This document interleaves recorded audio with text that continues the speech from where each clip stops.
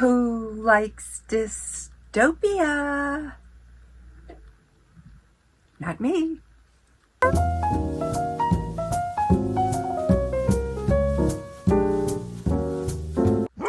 Hello, my name is Flossie. This is the Grape Jelly Library, where we love to talk about books. I am so glad you could join me. I always look forward to your visit. Today we are going to talk about a dystopian novel that I just finished called The Unworthy, and the book looks like this. It is written by Agustina Bazterrica. It was published in Argentina in 2023, and it was published in America and Great Britain in 2025, translated to English. She is the author of Tender is the Flesh, which was published in 2017 and translated to English in 2020. She also wrote 19 Claws and a Blackbird, and there are 20 short stories in this little novel, and they are great. When I first read this book, I had to sit with some of these stories for a while and somehow find a way to process them and then determine what I thought of them. And since I am not really good with dystopian novels, I did my best with it. And now that I am far removed from this book, I would recommend it. It is a new experience for me. It was a different experience for me, and with new and different, I find growth within myself. So when I first read my first dystopian book, which I believe was George Orwell, 1984, I could not stand it. It gave me the heebie-jeebies, and it is one of the very few books that I have actually read twice, and I did a little better with it the second time around, but not much. So when I read Agustina's first novel, to me, Tender is the Flesh, horrific. It is about a businessman in the business of slaughtering humans, and I just did absolutely horrible with it, so much so I had to DNF it. But I didn't, jump ship entirely. She came out with 19 Claws and a Blackbird, and look at that bird. Tell me that bird isn't awesome. Well, or that hand for that matter. But anyways, I did much better with this one. And would I say I'm a fan of hers? Yes, I would say that I am, because it's so much different than what I'm used to. It's so different than what I'm used to.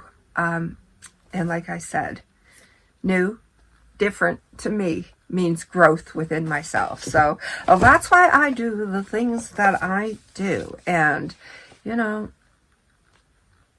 let's read this. Let's find out what it's about. So I'm going to tell you.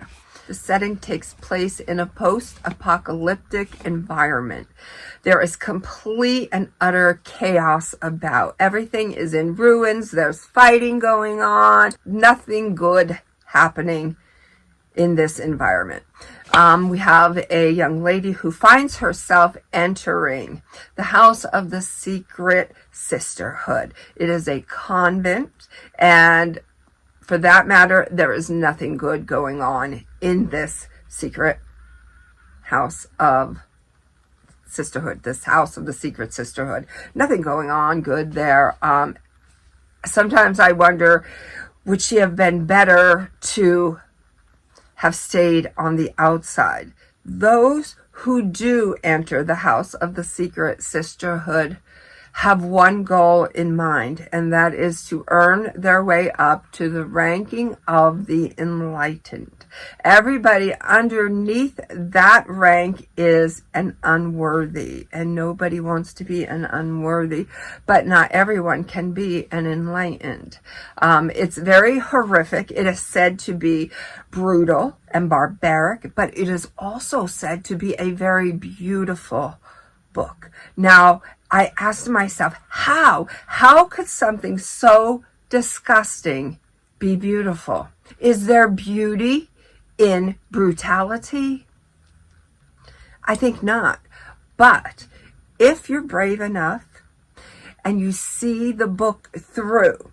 It is the ending of this book. Am I giving it away? I'm just going to tell you, as barbaric as this book is, there is some beauty within. We have this young girl, and she is keeping a diary within this convent, and she is using whatever she can find. Ink, mud, blood, anything will do the trick, just so long as she can get her thoughts and words onto paper. She is hiding this diary as well as her writing instruments. And should they be discovered, and should it be discovered that she's keeping this diary, surely there will be lives lost. I was going to say heck to pay, but it would be more than that. These women who dwell within these walls are not very kindly. There's not a kinship going on there. There's a lot of whippings, and walking on broken glass. Oh gosh, a lot of horrific things take place in this book. So I think you do need somewhat of a strong stomach. I think, yeah, you definitely need to be a toughie to read this book. And I'm gonna, I have my moments. I can be a toughie. I can, like hang with the big dogs on the porch, but if it's like in a book, but if it's a movie, were I to watch this in movie form, I'm out. I couldn't do it. Could not do it. It would be too much for me. So I guess that's the beauty of books, for me at least. I get to get shit done without having to actually see it. I would rather conjure it up in my mind than have somebody present it to me in visual form. I couldn't handle that. No way, not this one. So what am I going to give this book? I'm going to give this book 4 stars. Why I'm going to give this book 4 stars? I could say for a dystopian novel, it does deserve a 5, but I'm not going to give it 5 because of the simple fact that I felt like there were too many whippings. But that's just my personal view.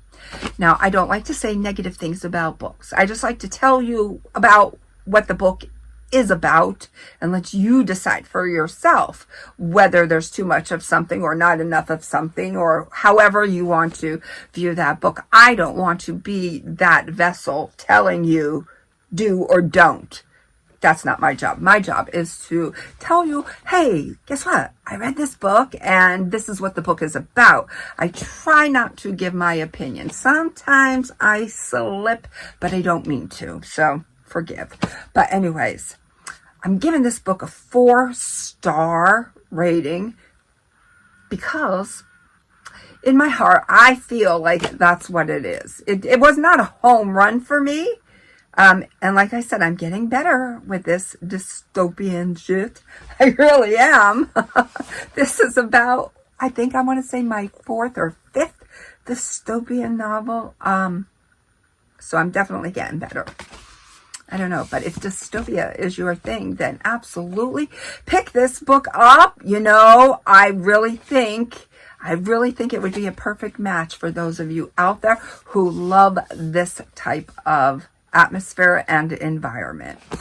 That's all I have for you today. It is. So I am not going to part ways without telling you that I love you, because I, honest to God, do. And my words of wisdom for you today are, if you are undecided, flip a coin, because when the coin is in mid-air, that's when you'll realize what you truly want. Toodles!